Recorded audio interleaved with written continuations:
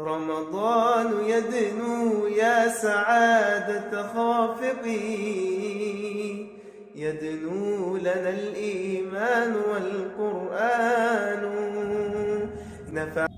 السلام عليكم ورحمة الله وبركاته. ازيكم حبايبي؟ عاملين ايه؟ يا رب تكونوا بخير. جاي لكم النهارده بفيديو جديد، يا رب يعجبكم ان شاء الله وينور رضاكم. بس في بداية الفيديو كده ما تنسيش تعملي لايك وكومنت زي العسل زيك، ولو انت اول مرة تشوفيني ما تنسيش تشتركي وتفعلي الجرس عشان يوصلك مني كل جديد.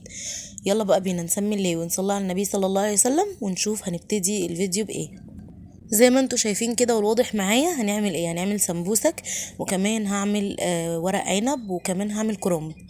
هعمل محشي كرنب، ده كان ورق كده ماما مديهولي جاهز ومقطع وكل حاجه، ربنا يبارك لي فيه يا رب ويديها الصحه.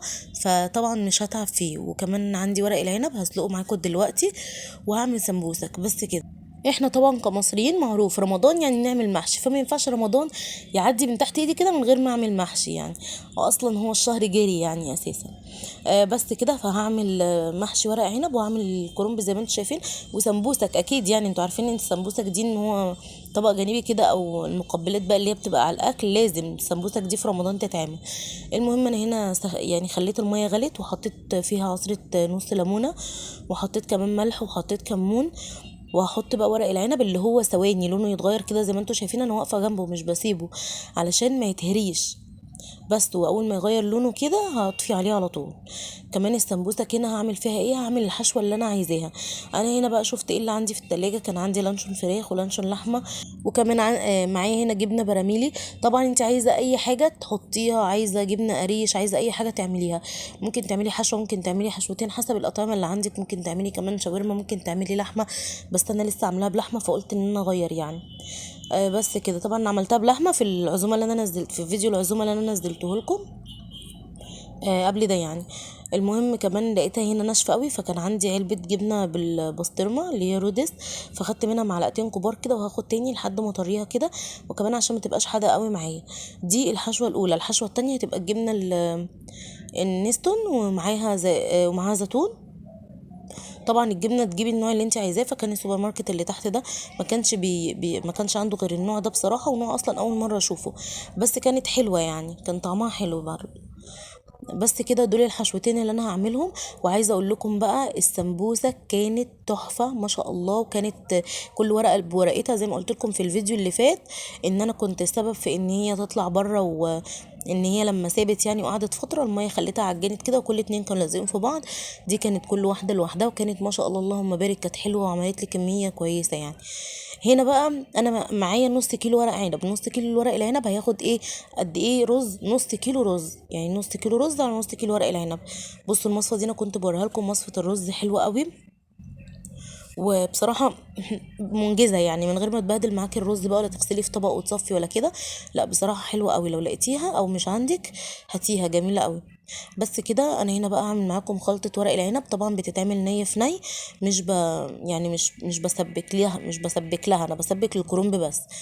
فانا هنا عملت ايه؟ حطيت نص كيلو رز، عليه بصلايه كبيره كده مبشوره او بصلتين، وعليه طماطم مقطعه، وعليه كمان خضره بقى، خضره يعني خضره على قد ما تقدروا، لان هو المحشي خضره وطماطم وبصل معروفه يعني.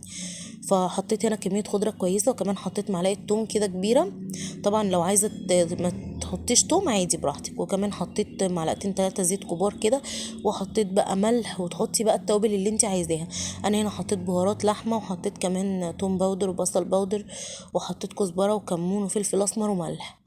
بس كده. عايزه انت تضيفي اي حاجه تاني، او عايزه تشيلي حاجه من اللي انا قلت عليها عادي جدا. انا عايزه اقول لكم بجد ورق العنب بالطريقه دي بيطلع روعه، يعني بيطلع طعمه حلو جدا.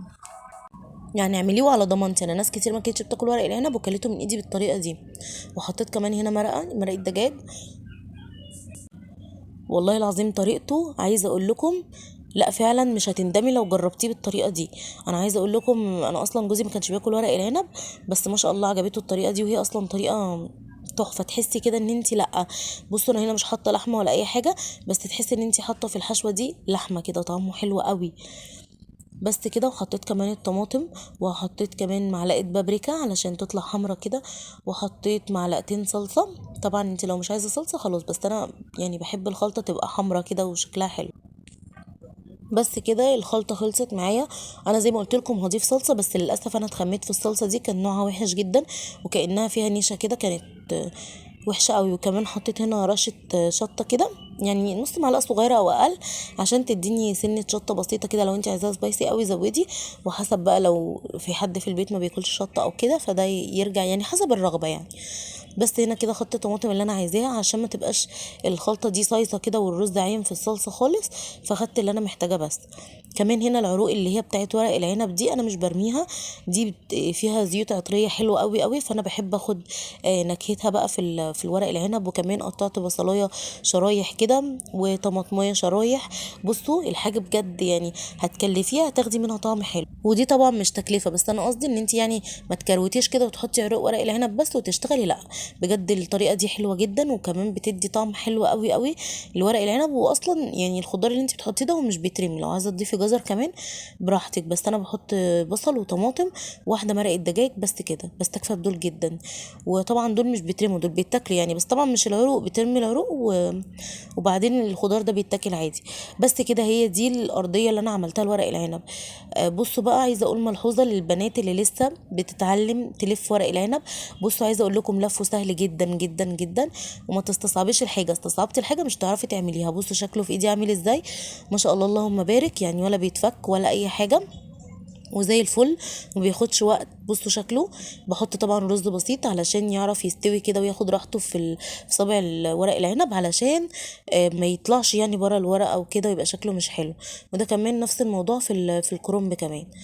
طبعا هنا في وشين لورق العنب، في الوش الخشن والوش الناعم. طبعا انا بخلي الوش الخشن من جوه اللي بحط عليه الرز، والناعم من بره عشان يبقى شكله بيلمع كده في نفس الوقت يمسك في بعضه. طبعا انا هنا ما وريتكوش بقى الكرنب لاني عملته معاكم قبل كده وما رضيتش ان انا برضه اضيع وقتكم، فسبكت عادي وحطيت رز وخضره وبس كده.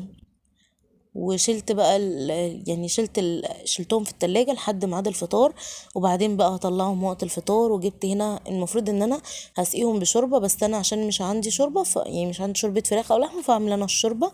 بصوا انا عايزه اقول لكم الصلصه دي بجد كانت وحشه جدا، حاسه ان هي كده عباره عن نشا بس، ومش حمرا ولا اي حاجه، بس يلا الحمد لله.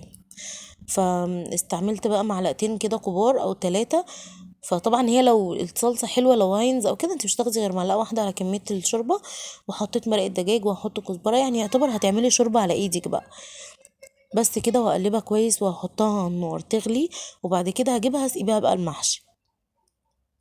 لو وصلتي معايا للوقت ده في الفيديو ما تنسيش تعملي لايك وكومنت زي العسل زيك، عشان ده بجد بيدعمني وبيساعدني كتير. وكمان اللايك ما تستقلوش بيه، هو بجد بيفيدني وبيرفع لي كمان الفيديو.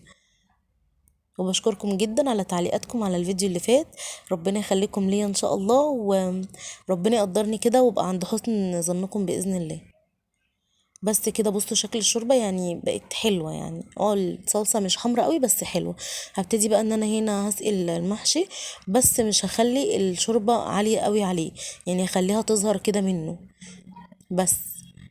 بصوا انا هنا لقيتها عايزه تاني، فهضيف شويه شوربه كمان. ظهرت منه كده حاجه بسيطه، وابتدي ان انا اعلق عليها. تعالوا بقى عند ورق العنب. انا هنا اخدت ليمونه عصرت نصها كده على ورق العنب، والنص التاني قطعته شرايح كده زي ما انتم شايفين. اصلا الليمون بيخلي ورق العنب تظهر مزازته كده ويبقى حلو قوي. عايزه اقول لكم ان هنا ورق العنب كان كتير قوي على الحله دي، بس بصراحه يعني كان هو يتفضل رق واحد، فكنت هحطه فين؟ اكيد مش هعمل حله تانية، فاضطريت ان انا احطه هنا، بس استوى يعني وطلع مظبوط. بصوا بقى هنا كان الاكل استوى على المغرب بالظبط الحمد لله. بس كده هشيل بقى العروق دي. بصوا بقى شكله، يعني انا مش عارفه ازاي الناس اللي تقول لا مش بعمل ورق عنب ده صعب، ومش صعب ومش صعب خالص وحلو جدا ما شاء الله، يعني ما تستصعبوش واعملوه بنفس الطريقه دي هتعجبكم جدا بجد ان شاء الله. بس كده بصوا شكله فعلا حلو يعني اللهم بارك. بس كده هغرف بقى الكرنب، وكمان قدمت السمبوسك بس حمرتها يعني مع نفسي كده، وكمان قدمت جنبها مايونيز، وممكن تقدمي تومية، وحطيت كمان مخلل. بس كده ده كان الفطار بتاعي وما خدش معايا وقت خالص، وكان زي العسل ما شاء الله. اتفضلوا معانا بقى. بس كده يا رب بقى يكون الفطار بتاعي النهارده عجبكم كده وشكله شيك باذن الله يعجبكم يعني، جربوه زي ما قلت لكم. بس كده كمان هنعمل عصير فراوله. عايزه اقول لكم انا ايه، اول ما بغرف الفطار بروح ايه مطلعه العصير، يعني تفك شويه زي ما انتم شايفين كده، الفراوله فكه شويه بس صغيرين، وبحط عليها بقى سكر وبحط عليها ميه. طبعا لو انت عايزه تحطي لبن براحتك. بس كده، وبتطلع بقى ايه اللي هي ماسكه نفسها كده وتقيله شويه، كانه داخل على سنه الايس كريم كده، وبيبقى طعمه حلو قوي بقى وساقع. وايه الجو الجاي ده ان شاء الله هيبقى عايز العصاير دي كتير يعني. بس كده، وكان زي العسل معايا. وكمان يعني عملت عصير الموز اللي كنت مفرزه معاكم، وكان زي العسل، وكان ما كانش لونه مغير ولا اي حاجه. بس معرفتش اصوره للاسف. بس كده، ده كان الفيديو بتاعي النهارده، وانتظروا الفيديو الجديد ان شاء الله جامد جدا. ومع السلامه.